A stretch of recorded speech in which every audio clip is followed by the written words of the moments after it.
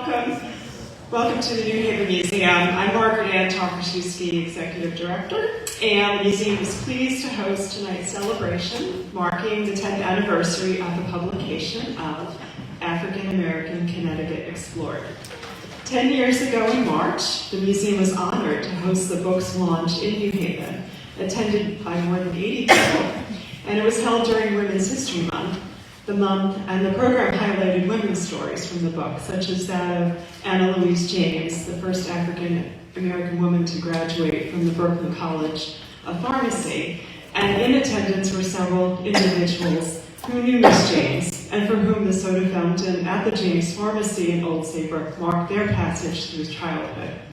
The public enthusiastic response to the event, and the request for more programs about Black history and the events of the past 10 years continue to motivate our staff in our thinking about our role as the city's history museum, the exhibits and programs we offer, and the histories that still need to be shared through collaboration, co-creation, and partnership. Later this month, we will host the exhibition Shining Light on Truth, New Haven, Yale, and Slavery, organized by the Beinecke Library in conjunction with the publication of David Blight's book on the findings of the Yale and Slavery Project. And in early March, we will reopen a refreshed Amistad Gallery, welcoming back the iconic portrait of Sembe Sinke to New Haven from the conclusion of the exhibition tour for Afro-Atlantic Histories. This event tonight is part of the museum's NH250, an ongoing series of programming developed by the museum to complement America 250, culminating with the 250th anniversary of the Declaration of Independence. The series highlights inclusive, local, and lesser-known stories connecting the past with the present. So, the museum is honored to welcome so many distinguished scholars for tonight's discussion, and I'd like to introduce Elizabeth Norman, the founding publisher, emeritus of Connecticut Explored, and the editor of African American Connecticut Explored.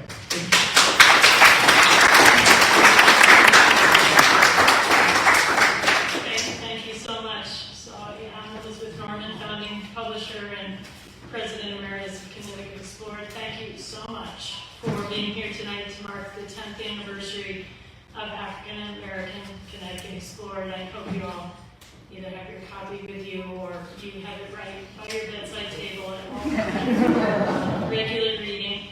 I am also very proud to say that the book is featured in the Connecticut Museum of Culture and History, formerly Connecticut Historical Society.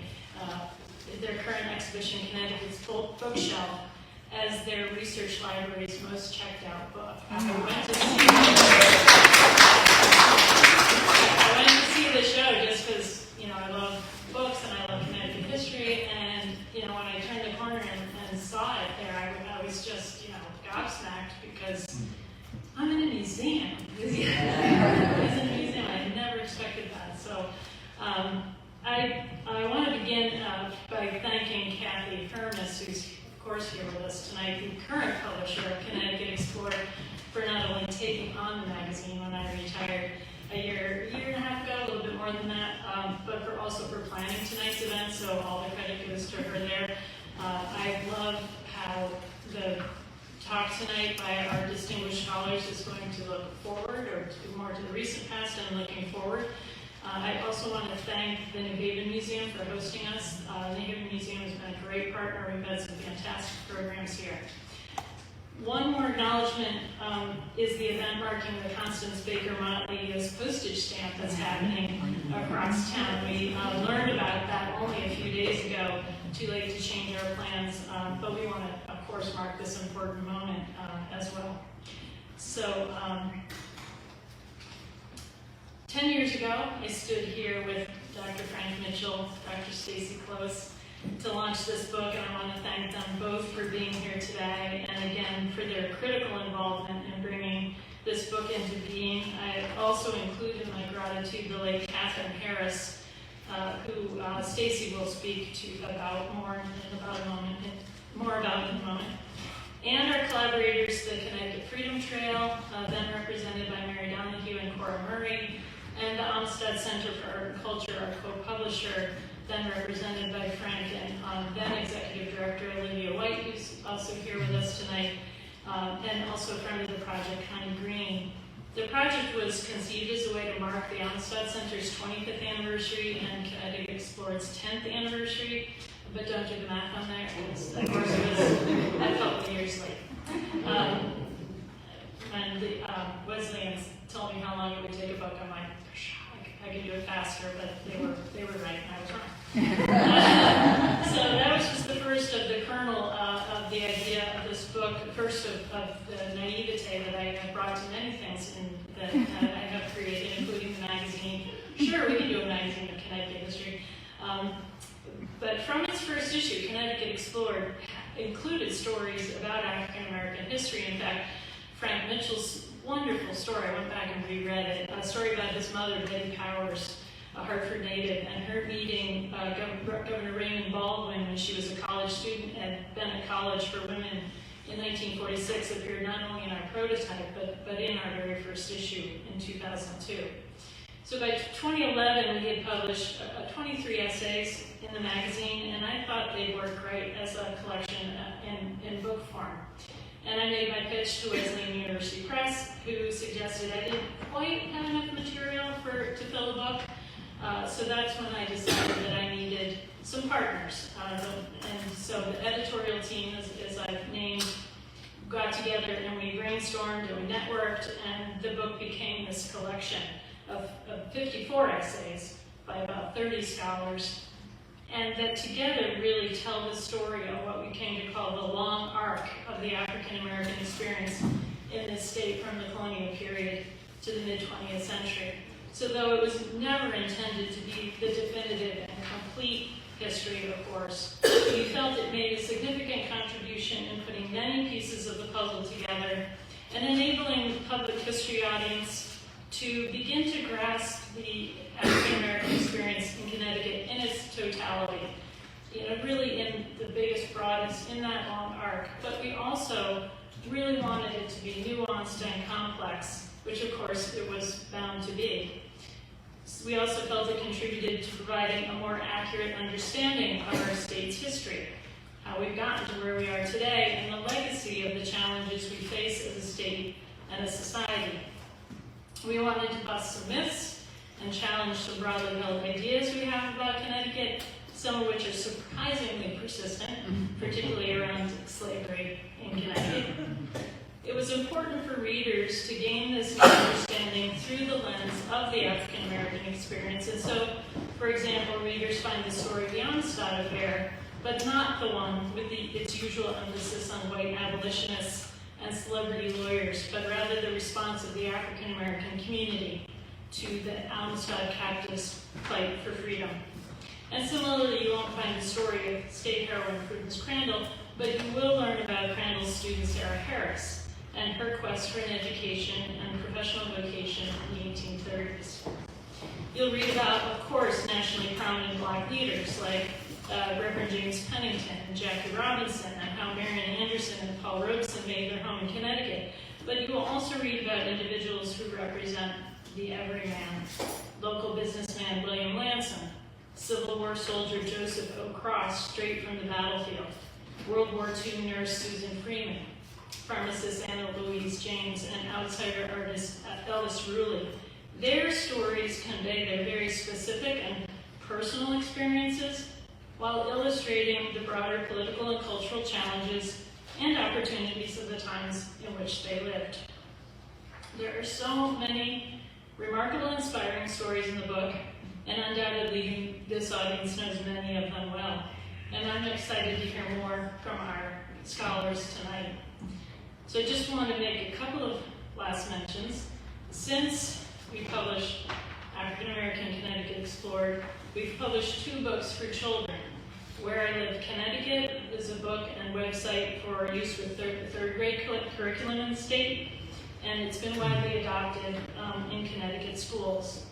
And then a little more recently, Venture Smith's Colonial Connecticut, also a book and a website, uses Venture Smith's narrative as an entry point for grades 5 and up to learn about our state's founding and our country's founding. Smith had so much to say about Connecticut, Connecticut's economy, and how it worked. I think this is a wonderful resource. We've partnered on this with the Witness Stones Project, who's adopted it for use with their project as a resource for students as part of their program.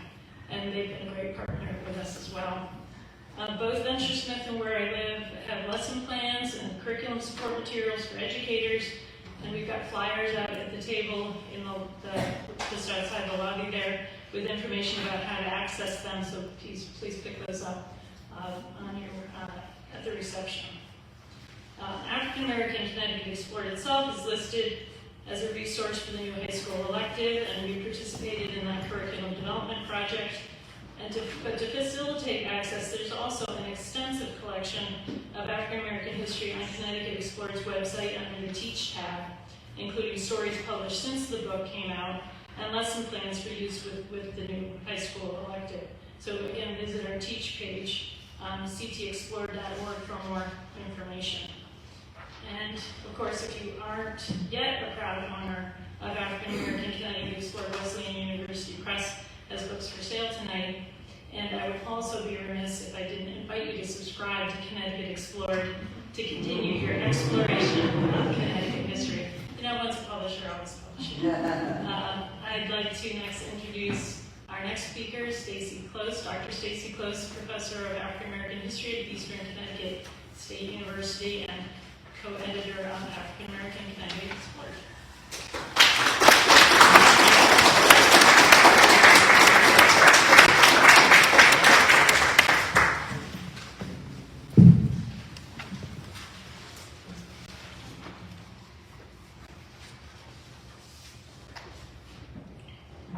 Good evening.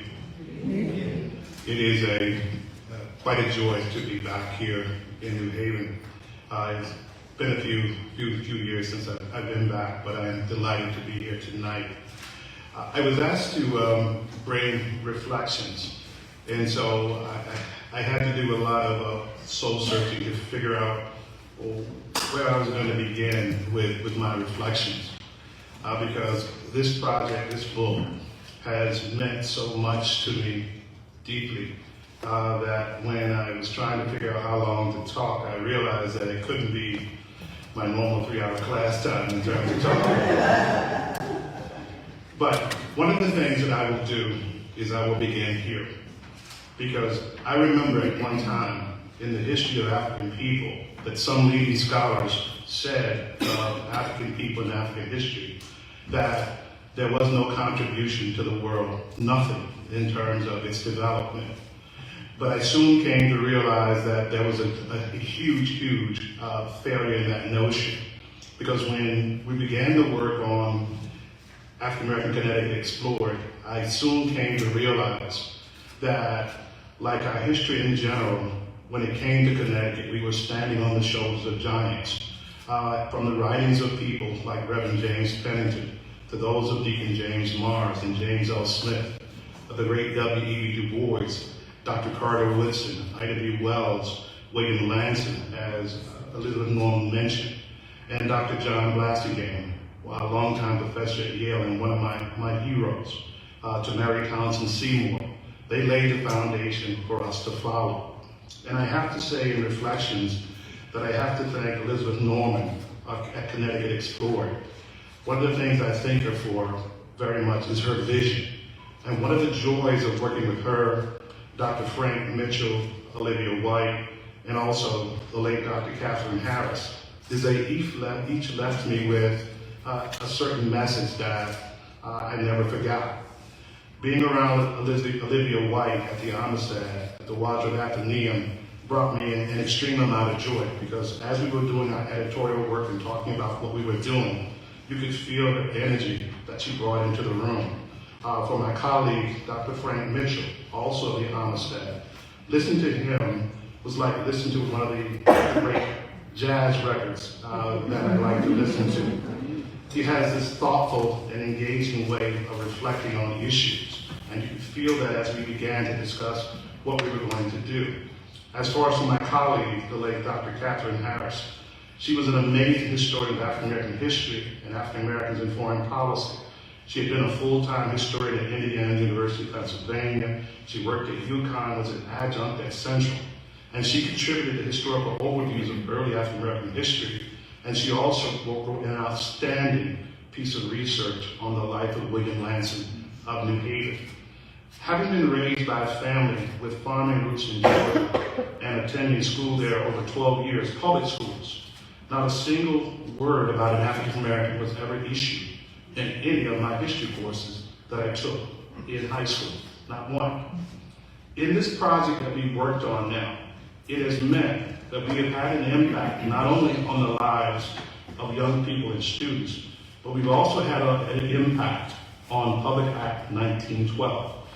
It's a coalition of leaders, many of you know, led by people like Dr. Benjamin Foster, who have pushed for that legislation to bring African American into the classroom. And we are thankful for their dedicated work. And we're also thankful for the work of our dedicated teachers all throughout Connecticut, who even before Public Act 1912 were teaching African American history. One of the things we have to remember as we reflect on the work that we do, and also think about what is to come, that exploration, study, reading, and the writing of African American history in Connecticut is an ongoing march which we can never retreat from.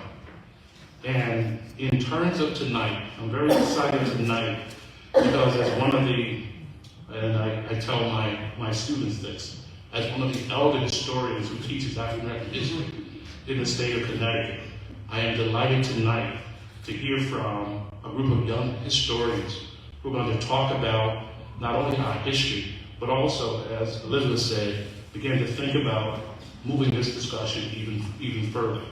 So, part of what I'm supposed to do is provide introductions, and I won't be too long because I'm really excited about hearing from everybody. Tonight we have Dr. Frank Mitchell of the Amistad Center for Art and Culture. We have Dr. Brittany Yancey from Illinois College, Dr. Gahuro Williams of the University of St. Thomas, and Dr. Fiona Renaud from the University of Connecticut, and Dr. Carnusha Scruggs from Central Connecticut State University. It is indeed a wonderful night of celebration. 10 years of hard work. When I began this project, my sons were 2 years old. And now I'm very proud that I can tell them that I've been at work on this for 10 years. One of the more joyous moments for me was when they started in preschool and the bus pulled up, and before they got off the bus driver got off, and the bus driver had a copy of African American Connecticut Explorer. And she opened the back cover and she asked, "Is that you?" And I said, "It is," with joy. It is a very, very moving time for us. And without further ado, I will turn the floor over to our young colleagues. Thank you, everyone.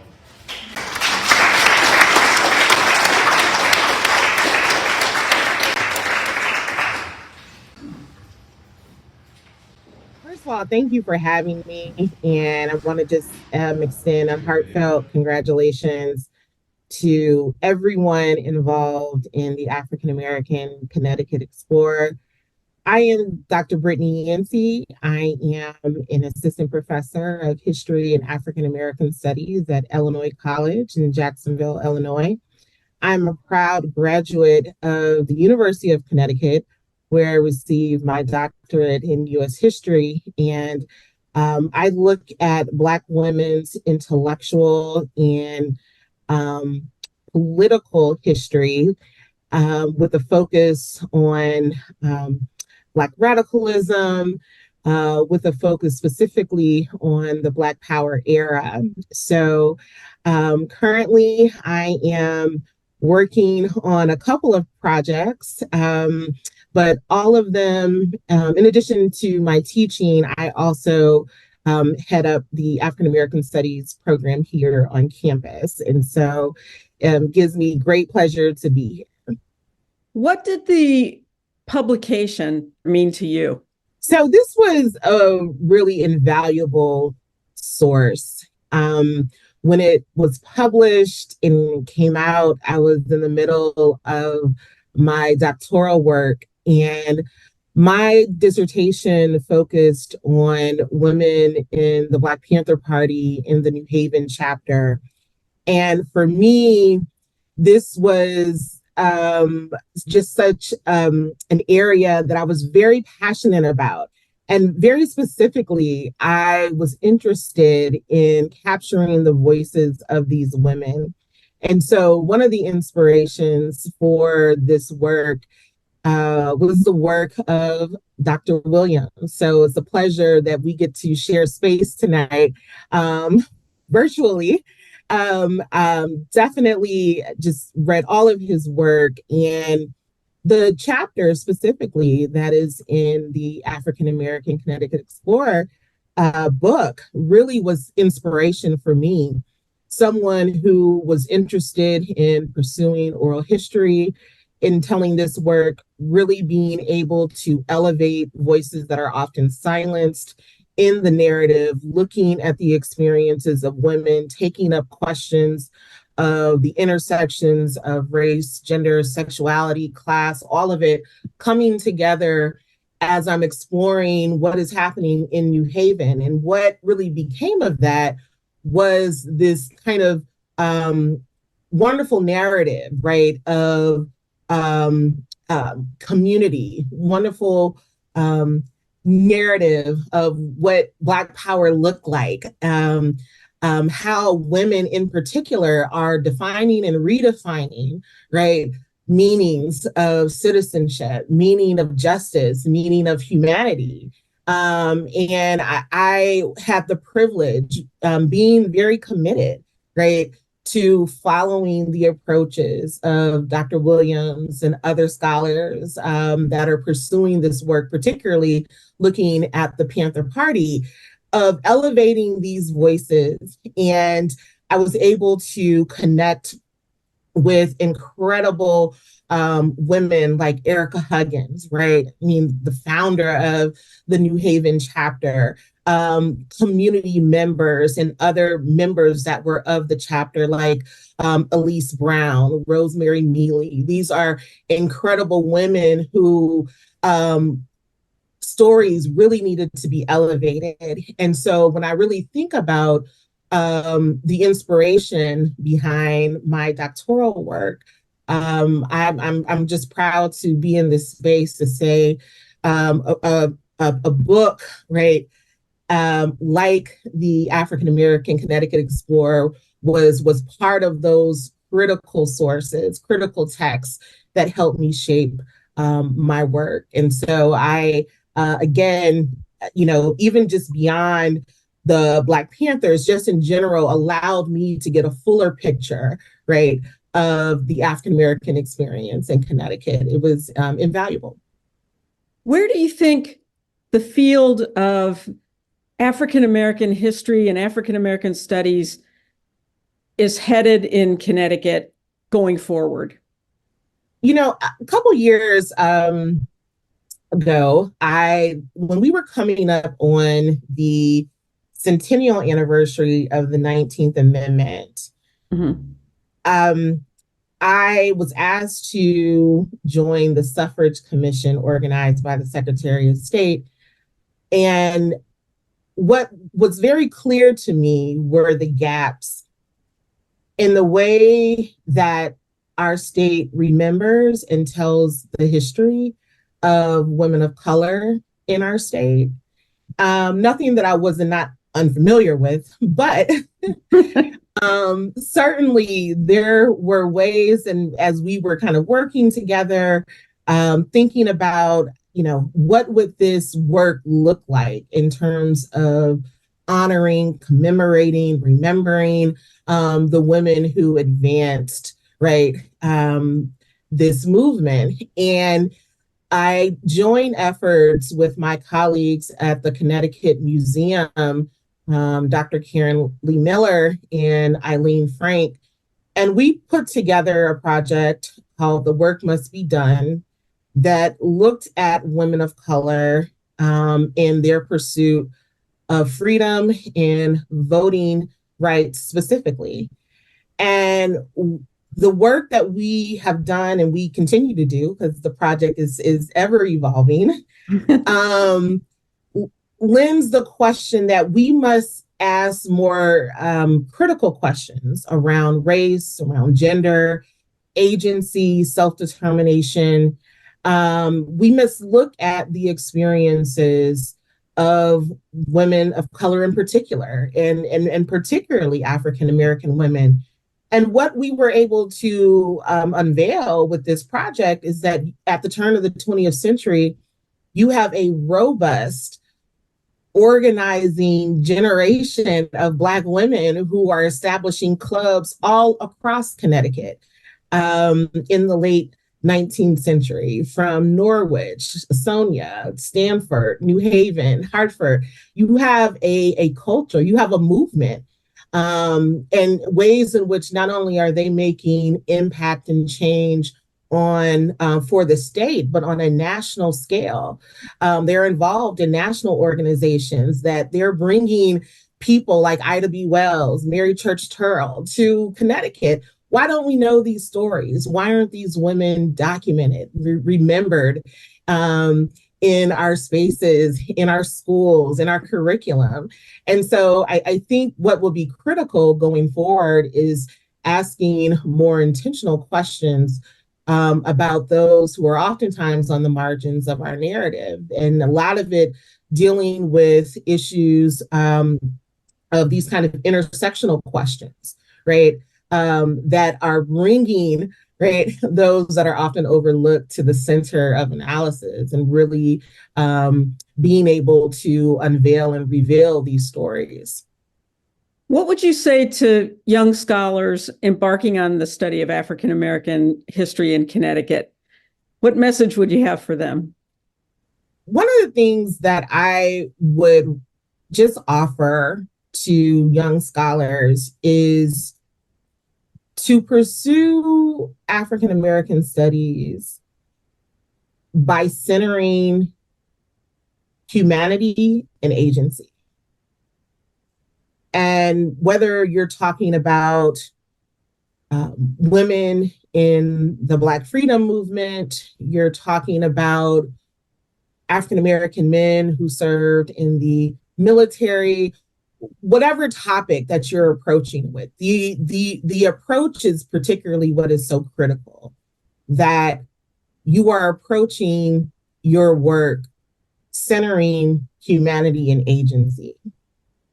I recently just designed a course called Rethinking American Enslavement. And I thought very deeply about, how do we teach enslavement, right? How do we teach it in a way that provides humanity and agency to those who are enslaved? And I think those are the types of questions that I think scholars need to ask, right? To be able to really tell a full narrative that gets at more complexity in the way in which we study African descended people in this country and around the world. Thank you so much for being here tonight. I'm sorry that we couldn't have you here in person, but it's just wonderful to see you and hear your thoughts. And I know that I have a lot of friends in the room and a lot of people who have supported me along my journey that are on this panel. Always have to give gratitude to Dr. Vernal, who is just a mentor and continues to be such a support. All of you, I spent a lot of time in the New Haven Museum.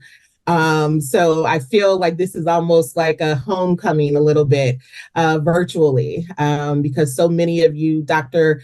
Close has also been just such a great scholar that has impacted my work. So just want to say thank you and allowing me to be part of the conversation. And again, congratulations, and I look forward to the next 10 years.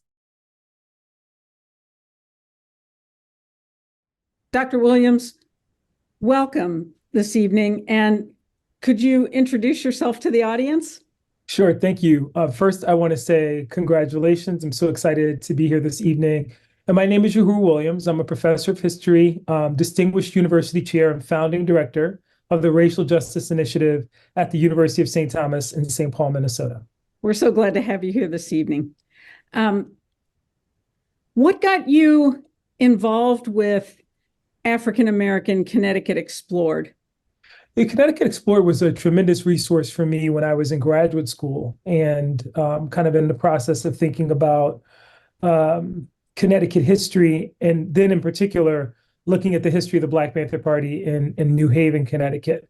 There were all these incredible scholars who were influential on me at that time. The person I think of most is Stacy Close. This incredible, academic, great person who have been doing work on the African American experience in Connecticut, and actually influenced me in the sense that as I was looking for a dissertation topic, I was thinking, I grew up in Connecticut, and for so many years had heard about the infamous Black Panther trial there and wanted to kind of dig into that story more deeply.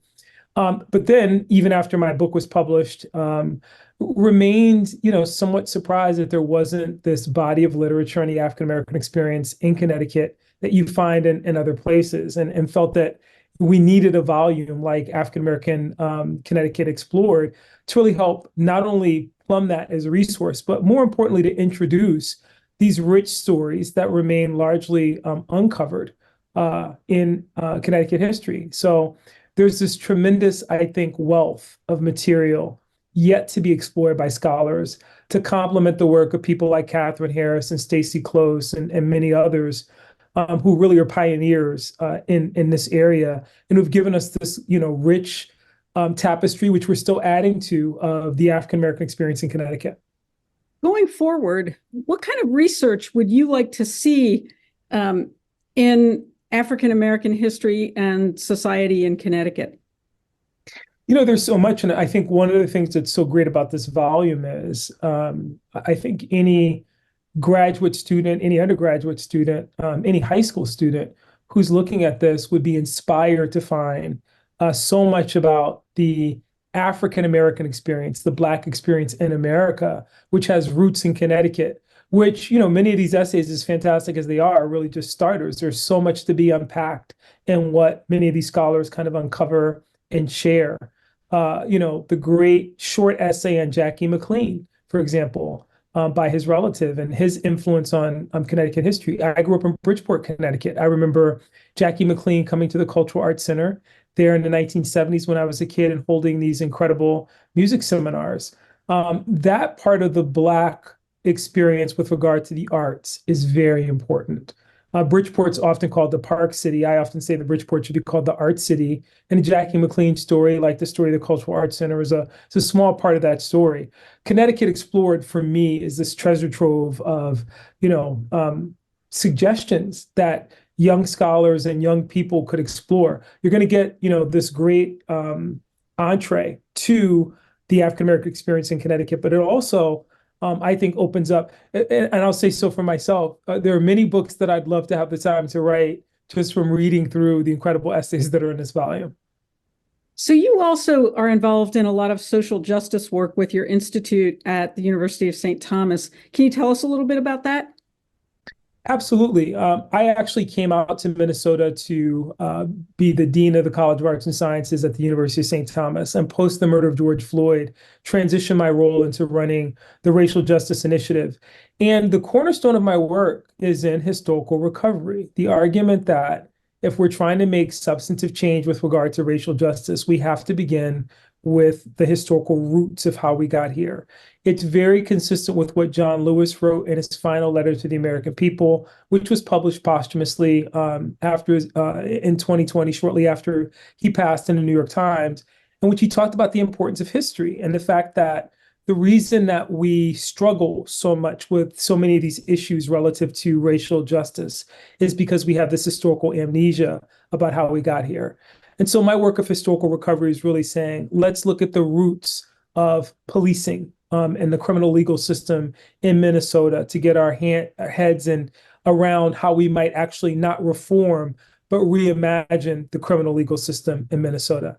And again, I think that my experience in Connecticut and my work with not only this project, but my other work in Connecticut actually set me up for this, because this idea of historical recovery, the fact that we need to revisit our history not because history repeats itself, but because it echoes is important. And it's in kind of identifying those echoes and thinking concretely, broadly, more imaginatively how we can tackle some of the issues that continue to resonate in our contemporary moment, that we actually might develop a blueprint for real and meaningful change. So, I know that we are celebrating at the New Haven Museum and at Fairfield University, and I just would like to say, remind particularly the young scholars in the audience or anyone who's interested in this history, there's so much yet to be documented and uncovered about the African American experience in Connecticut, so much important history yet to be told. And I would hope that as we celebrate this 10-year anniversary, we're also thinking concretely about the ways in which that history can be informative in contemporary struggles for racial justice and equality, but also simply sets the groundwork for how we can be much more intentional in understanding our experience as Americans. I share that because we are having this conversation in the midst of unprecedented efforts across the country to limit access to and restrict access of students to African American history, to Black history. It is, in this pioneering work, Connecticut scholars were tackling that a decade ago, publishing it in this fine book. But if we're not continuing to share this work, continuing to think about the work that remains to be done, let's be clear. As phenomenal as this is, we need a volume 2, we need a volume 3. I'd like to see this work continued. I'd like to continue to contribute. And I'd also, again, like to honor my friends in particular, or the people who influenced me, Catherine Harris and Stacey Close in particular. Thank you for your work, but it's also a call to action. We have to continue the work.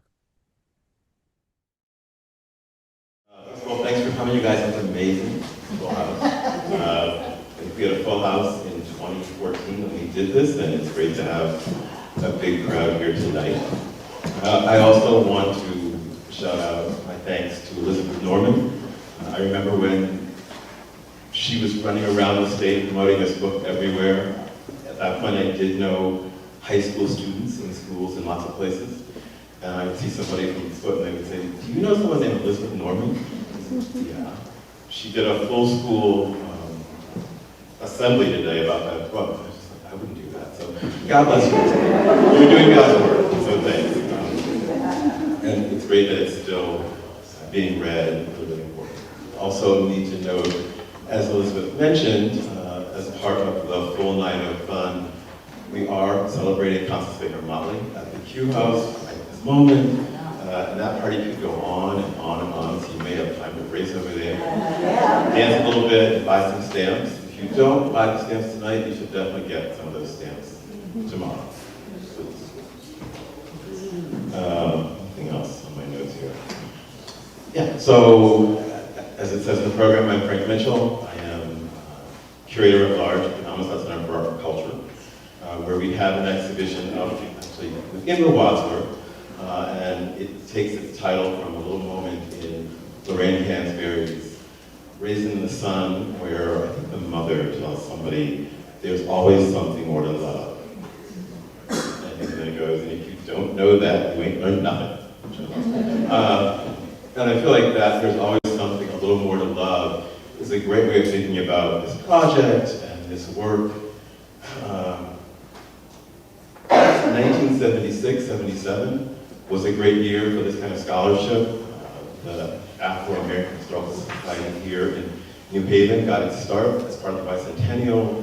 There were lots of great books, including Roots. I think there's some great cookbooks that came out of that year, so lots of big stuff. And it was the first time folks started thinking about, well, around here, got the resources to imagine a schooner parading around and calling itself the Amistad Schooner. So that was a great prompt. In the 90s, we got the Freedom Trail and a lot more work being done in places. Like just before that, this institution and CHS hosted sort of dueling exhibitions about the Amistad story. And then in the 2000s, we got more. So we've been building this great momentum around these stories. And it's been amazing. It's sort of hard to believe it's been that long. But there's still more to love. Still a lot more to do. Still a lot more out there. Looking around this room, I think half the people in this room are doing things already. So thank you. Doesn't have to be scholars. Lots of room for everybody to do something. The rest of you guys, come join us. Plenty more.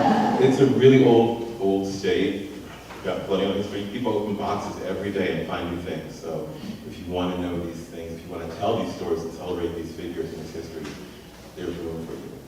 Still more to love. So tonight we're going to spend a little time loving each other and celebrating this. I think that's the thing I wanted to note, that we do this work, it's somewhat hard, it definitely feels like labor, and we don't stop to celebrate, so we're definitely celebrating. So glad there's cake and pie, and we should do this more often, do hard work, but also stop and recognize people and have a good time somehow around it, because it only makes it better.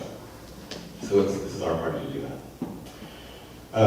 So with that beginning, I want to turn to my dear friends here and talk a bit about the work that we're doing here in Connecticut now. And as Stacy alluded to, this is a chance to look towards the future as well as celebrating the past. So we have a couple questions that we're going to pass back and forth between us, and then we will be happy to have you ask us questions as well, or talk to each other, or some combination of that. Sound good? Great. So how do you guys want to start? Do a quick introduction, just say your name, offer questions, what feels good? Okay. Well, I'm going to pass it to you.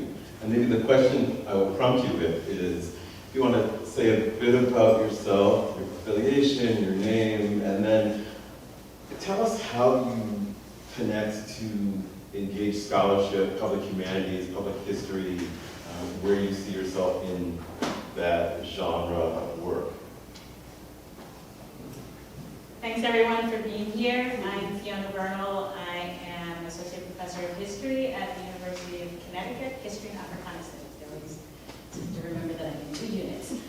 I sometimes feel like an interloper here. I am an Africanist first. I'm trained as an Africanist. I'm a South African historian. I thought I was going to spend every waking moment of my life working on South African history. Thought I was going to move to South Africa, and I fell in love with somebody in Connecticut, so that didn't happen. And I was slowly drawn in to local Connecticut history through all your faults, right? Dr. Close invited me to his class. I started working on a West Indian history project with the former Connecticut Historical Society, now the Connecticut Museum of Culture and History, and that was really where I started getting involved in public history. I saw myself reflected in the project that the Connecticut Historical Society was doing. They were looking for a community liaison. I was at Yale. I didn't know anything about Hartford because I grew up in Jersey. And when they hired me as a liaison, I started conducting oral histories, and I felt like I was with my aunts and uncles and grandparents. Everybody was so proud of me as a graduate student and started bragging about me. People were calling me their adopted daughter, their adopted niece, and I realized that I had come home and started wishing my mom had migrated to Hartford and not New Jersey. Not happening in New Jersey. And so that was actually my first introduction to doing public history. I'm trained as a public historian, as an oral historian for South African history, but it was my work with the Connecticut Historical Society, Connecticut Museum, that really brought me squarely into that space and introduced me to the rest of you guys. Your show at Trinity. Well, good evening, everyone. I am Kenesha Scruggs, Assistant Professor of History at Central Connecticut State University. I am a Texan transplant, a native Texan, and began my doctoral work at the University of Massachusetts Amherst, in which I received a PhD in African American history, and also in public history as well. And for me, public history has always been telling the story of people that look like me. Whether for me it was telling the story of my elder community women and their lived experiences. For me, it's always bringing history to a broader audience, making it more palatable. Whether that's walking the woods and discussing Du Bois, or simply working on a project in which people see themselves and are able to ask the questions, how do I fit into this? How do I fit into these local histories, and how do I fit into these larger histories? So that's really somewhat of my entry into public history. I also have worked briefly as an intern for the National Park Service, as an intern at the Abraham Lincoln Home, and to be able to talk to people who come to this house, right, of this man that defines our country, and to have them know the local connections. How are these people normal, right? Like, at the end of the day, I know that our historical individuals are name brand characters, but at the end of the day, they really are just normal people, and they have normal lives. And for me, that makes people connect to these historical individuals that we have. So, all of that, and all of a sudden I moved the state over, and now I'm doing it here in Connecticut, and I'm looking forward to these future partnerships and endeavors, and once again, teaching people how to tell their local stories and to bring it to broader audiences. Thank you, guys. So you see how easy it is to be drawn into this. It's not easy to do it well. It takes a lot of work to do it well. It's hard. It takes a lot of practice, but it's easy to be drawn in. So think about, for the next big anniversary, the 250th, it's coming right up. Are there stories out there that you want to help us tell? What year is the 250? 26. So the next question is about projects, things that you are doing in Connecticut or nearby that you think we should know more about. So if you have a current project, a favorite project, a project that seems to exemplify where you're headed as an engaged scholar that's happening here in Connecticut or in a neighboring state. So, projects that are coming up. So, at the moment, I just ripped up the floor at the West Indian Social Club and turning it into part of it into a museum. And we're going to try to open for fall with a soft launch in the spring. That is, and I mentioned that because it's actually a direct outcome of having conducted the oral histories at the Connecticut Historical Society. And at that time, in the late 1990s, you know, when you conduct oral histories, you're not necessarily curating those stories in the community space, right? And this was an opportunity for the Connecticut Museum to revisit that relationship with the West Indian Social Club and to actually lend their staff to us to say, let's curate and re-envision what these stories can look like at the West Indian Social Club. So that is like the project that keeps me up at night, because I'm working with electricians and carpenters and flooring contractors, and I've never done anything like that before. I usually am only like sort of watching Frank and how he curates exhibits, and you know, trying to do it in my like much cheaper $5,000 budget way. So that is something I'm really proud of, and that is, you know, all hands on deck with everybody at the West Indian Social Club, UConn Foundation, Connecticut Humanities, and everybody at the staff at the Connecticut Museum to get this new Caribbean Heritage Museum up and going to tell Connecticut stories. And then the second project is something called Hartford Bound, and I was very much inspired by this volume, because as I was being forcibly drawn into being a U.S. historian, U.S. historian, African American historian, West Indian historian, Caribbean historian, and Puerto Rican historian, I thought if I was going to be drawn into it, actually Connecticut Explored is the perfect entryway for me, right?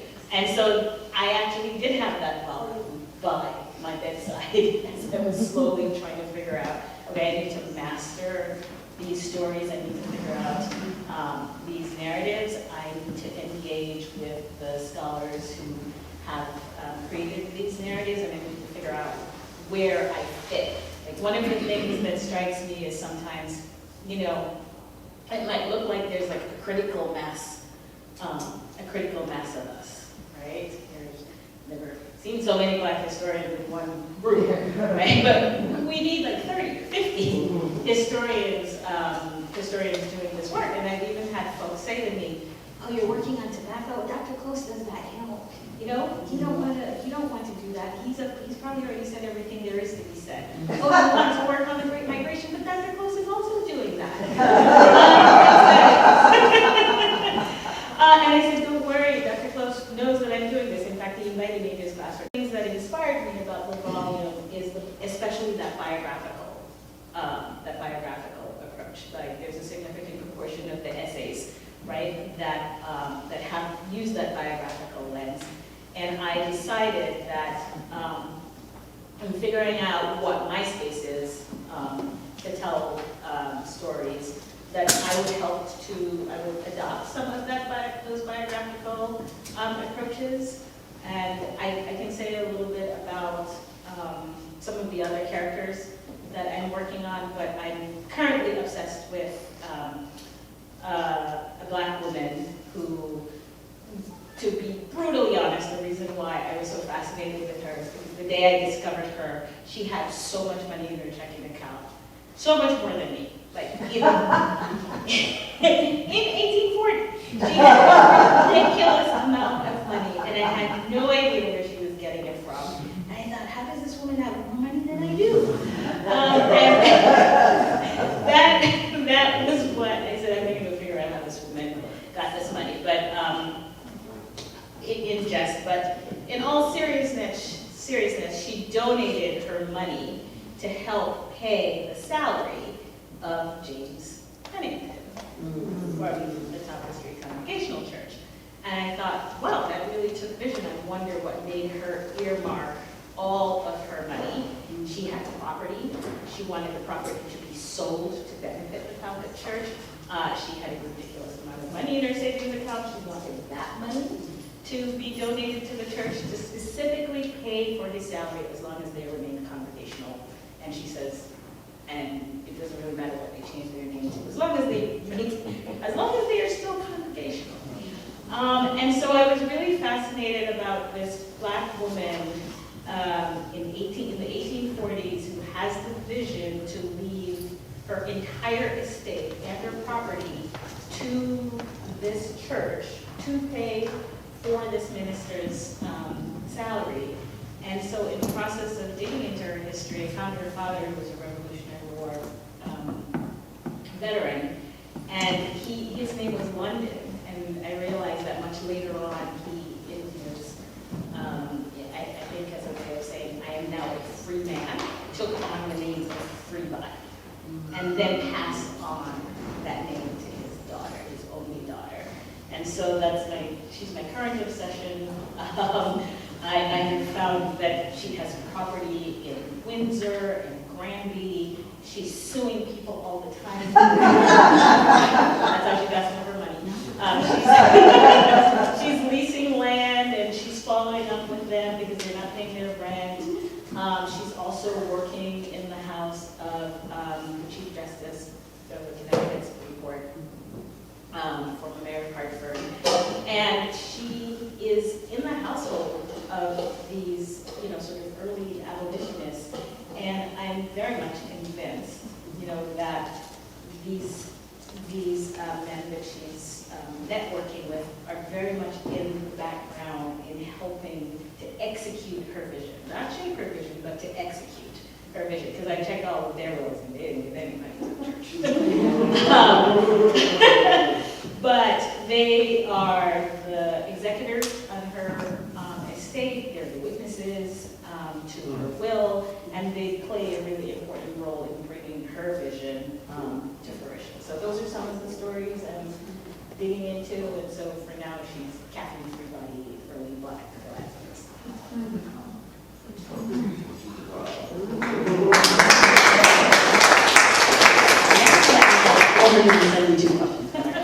Right. I'm still new, right? I'm still new to Connecticut, as I'm still charting my way across Connecticut. This book really kind of introduces me to Connecticut history. particularly in Connecticut African American history, because often, as a native Texan, I was like, Connecticut is somewhere up there, top right corner, right? Is there African American history in Connecticut? Apparently there is. And so, first of all, I want to thank the individual, Dr. Close, the co-laborers, as I call you all in the academic field. Thank you for your work. It gives, as we've been told, these young scholars like myself, room to work with. I do early 20th century history, and so for me, I want to know what is the experience of African Americans in Connecticut post-emancipation, right? Because Connecticut, of course, emancipation happened much earlier than on a national scale. What does it look like for individuals here? I also want to look at working class people. For me, I've always wanted to tell the stories of people that look like me, people that have done just working class labor. What does that look like in the early 20th century? I'm sure I will have to have several conversations with Dr. Close about that, and I look forward to those. Also for public history, right? Public history, initially, I really thought it was the study of houses of old white people, right? And as I have worked in various places, I realized it's really the story of people. How do we tell the stories of individuals? Because at the end of the day, for me, history just happens to be ordinary people doing not so ordinary things. It just happens to have a date attached to it, right? And so I think that, for me, is where I want to start my projects, where I want to build more community partnerships, and also, once again, back to the local stories. Because hometown people really are the gatekeepers. They really are the guardians of these stories. And they're the ones who are going to make sure that these stories continue and have an afterlife, even whether it's telling their children, their grandchildren, or their exhibits, or there's some type of public display, right? These are the individuals that are going to advocate for that. So for me, I just want to equip the public with these tools so they can tell the story. So as far as the current project, I really don't have one at the moment. I'm still, like I said, going my way through and, of course, working on initial projects, book projects, things that academics have to do, but also as far as the public, getting out and talking to, whether it's individuals who have businesses and communities for generations and decades. I want to tell their stories, because that, to me, tells the story of African American economic independence, African American economic performance, right? These faith communities, these organizations, and how rich they are and how they really contribute to our understanding of who we are.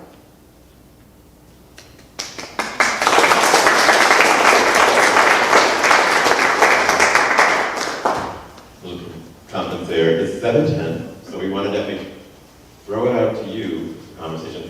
The question we were going to ask next really was about what do folks want to see in the future? What's missing?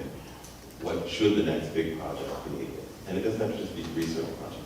It could be an exhibition. It could be a monument. It could be a memorial. It could be some combination of those things. But what don't we see in our public humanities landscape that tells these stories about Connecticut?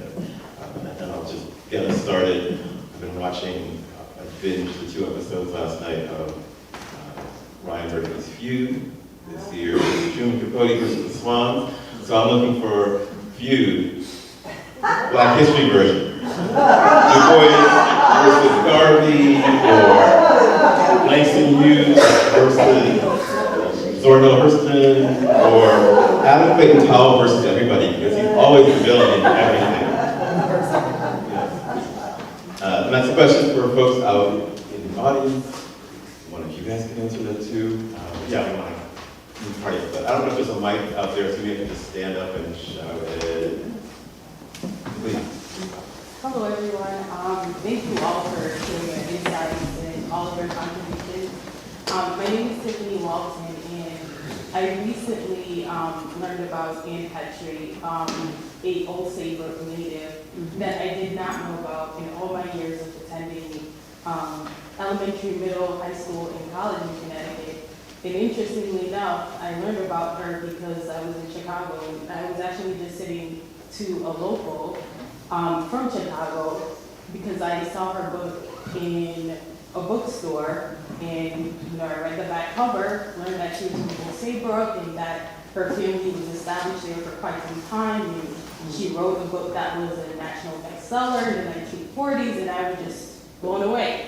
And it was somewhat intentional that she kept a low profile because she did find the media to be very invasive, but her contributions were, of course, really important. And I say that to say there has been like some efforts to publicize her work, and I think that would be great because, of course, she's now deceased, and her daughter did share some more about her life after she passed, but I think that would be a great opportunity to highlight a trailblazer from the 1940s that made a really huge contribution with the street and some other work that she also did. So thank you all so much for your contributions, and I just love learning about everything that you all have to say, and I look forward to learning more.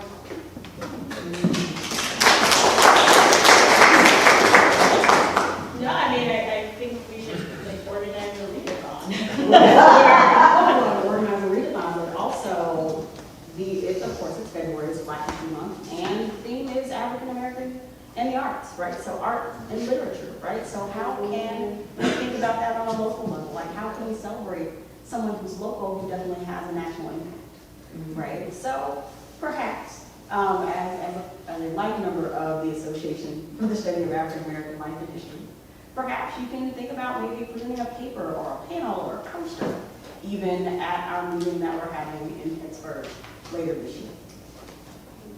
And there's a lot to say about Anne Petrie and the James family and their relationships, and we should do a sidebar kind of thing for this. But yeah, it's a big story, but the book is a nice way to delve into more. We should just popcorn up and start asking questions. We have a mic. So, hi, my name is Dr. Brian Bailey, and I am a native New Haven. I have 40 years in the educational system in Connecticut, and I'm a retired educator, not retired. I work on another. First of all, let me say thank you for this, and whoever is here that wrote this, I do want my book autographed. So that's the first thing. The second thing I want, and Dr. Close referenced Public Act 1912. And for those of you who may not know Public Act 1912, that is the legislation that in 2022 stated that every grade 9 through 12th grade student, high school student, must have the opportunity to take an African American history course. And so that was great, we celebrated that, but there's a disconnect. We need a pre-K through 8 bridge. So if you want to talk about what I want a pre-K through 8 bridge, and I don't want it to be optional. With this much history, this needs to be a mandatory course. So I'm sure that you all are not the legislators, but you are the legislator makers. So what this retired educator wants is this information in elementary schools. We need to get this information and not wait till they're in high school or going off to college, but every child needs this information. That's what Dr. Bailey wants.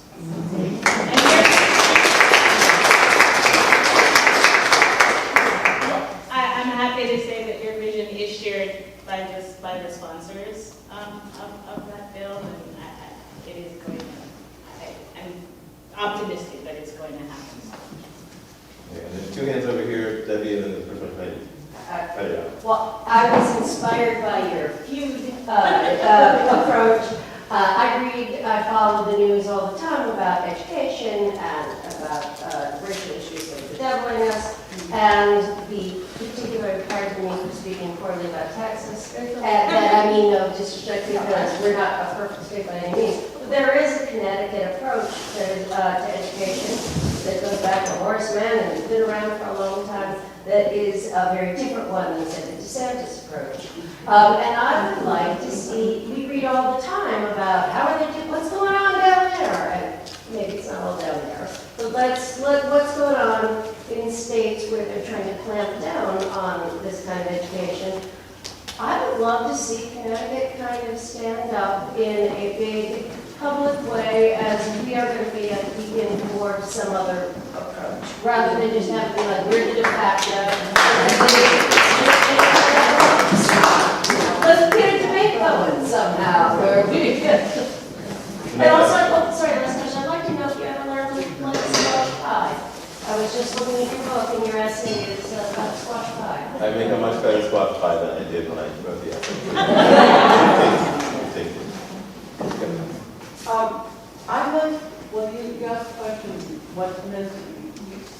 And I'd like to raise the connection between the indigenous people of Connecticut with the African American people who came and mingled. I have this interest because my across the street neighbor of 40 years was an African American lady, very proud, bought her own house. First registered nurse at New Haven Hospital, and worked there for almost 50 years. Remarkable lady.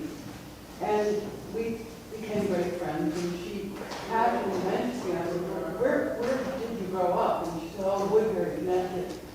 And casually mentioned my grandmother was full-blooded Native American, an Indian. And it was really, she had fairly dark skin, and it didn't occur to me that she would be related to. Well, I subsequently, along with her, we went and explored, took a trip up to Woodbury, and I began to realize that she's actually, I said to her, your people have been here for 5,000 years, never mind 400 years. And, there's this very profound connection there. And it seems like we're seeing more of the American Indian culture rising at this time. But I'm not seeing that so much in connection with Connecticut. We all know about the casinos, up in the other part of the state, but who knew that, in Woodbury, Connecticut, near Waterbury, there was, and in fact, the entire state, when you start looking at the names of all the places in our state, 80% of them are Native American words. So I would just like to see that connection, and specifically with Connecticut, and that deeper, 5,000 years. I mean, people are longer than that, 10,000 years, but if we just wanted to stay in the woodland period, as it's called, that's a very profound connection that needs to get into the mix of the conversation. Thank you for that segue. There is an exhibition that will be opening in April at Mystic Seaport. It's called Entwined, and it is following indigenous and African contributions to the making of the Northeast Maritime Corridor. So, hold your breath. Be here in no time. Hi. Hi, everyone. So you probably saw me downstairs. My name is Eva Blanes. I obviously work at the Haven Museum. But my question is kind of a selfish ask, because I worked with Fiona and Tom Thurston here last year on basically a working seminar on how to teach about eugenics in Connecticut. And what I'm trying to find right now, I'm in the middle of my graduate thesis at the moment, so again, selfish ask. But what I'm really struggling looking for is Black healing space in Connecticut and alternative ways of healing that expands beyond the medical, Western medical space. So I'm struggling to find it. Obviously, I'm looking in more non-traditional spaces like churches and community-based organizations. But yeah, that's what I'm really looking for.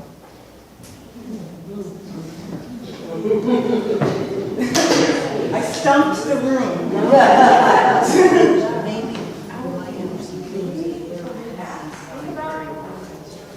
Think about African American medical schools, for example, right? Because a lot of these students bringing in, right?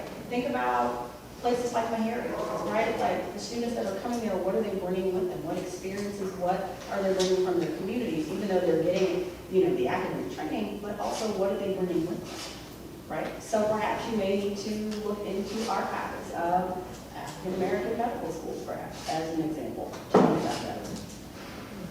Hopefully there is. And even Yale Medical School. So, one of the treasures that was uncovered as we were putting together the exhibition, Timeless, Constance Big Vermont. And this stuff was all in Connie Royster's garage. Having survived 50, 60 years in basements and garages and attics, it's a wonder any of it exists. But there were two kind of newsletters that emerged from Dixwell, local businesses.